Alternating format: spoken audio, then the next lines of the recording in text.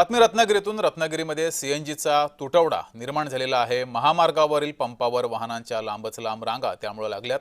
मुंबई गोवा महामार्गावरील संगमेश्वर आणि चिपळूण परिसरातील सीएनजी पंपावर वाहन चालकांच्या लांबच लांब रांगा लागल्यात। उन्हाळी सुट्ट्यांमुळे मुंबई पुण्यातून मोठ्या प्रमाणात चाकरमानी आणि पर्यटक कोकणामध्ये दाखल होत असताना सीएनजीच्या तुटवड्यामुळे प्रवाशांचे मोठे हाल होताना दिसतायत। अधिक माहिती घेऊया, आपले प्रतिनिधी योगेश बंडागळे आपल्यासोबत जोडलेले आहेत। योगेश, सध्याचे अपडेट काय आहे? सीएनजी आता उपलब्ध आहे की नाही? वाहनांच्या रांगा तशाच आहेत?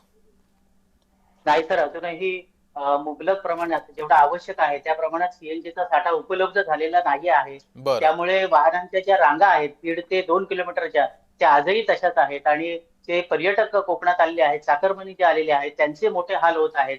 त्याचबरोबर जे स्थानिक रिक्षा चालक आहेत त्यांच्यावर कदाचित उपासमारीची वेळ येऊ शकते, कारण या सीएनजी मिळवण्यासाठी 2 ते 3 तास किंबहुना 5-5 तास त्यांना रांगेमध्ये उभं राहावं लागत आहे। त्यामुळे प्रचंड उकाडा आणि त्यातच सीएनजीचा तुटवडा यामुळे मोठ्या प्रमाणात वाहन मात्र चालकांचे योगेश, हाल काय होत नेमकं कारण आहे सीएनजी तुटवडा असण्याचं?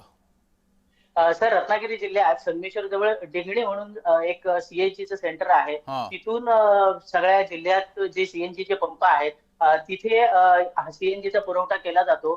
परंतु कारण असं सांगितलं जातंय सर की सीएनजी जो पुरवला जातो जे सीएनजीचे पंप आहेत तिथपर्यंत, तर तिथपर्यंत तो सीएनजीचा पुरवठा करण्यासाठीच्या गाड्या पुरेशा प्रमाणात नाही आहेत, बरं, असं कारण पुढे येतंय सर। ठीक आहे।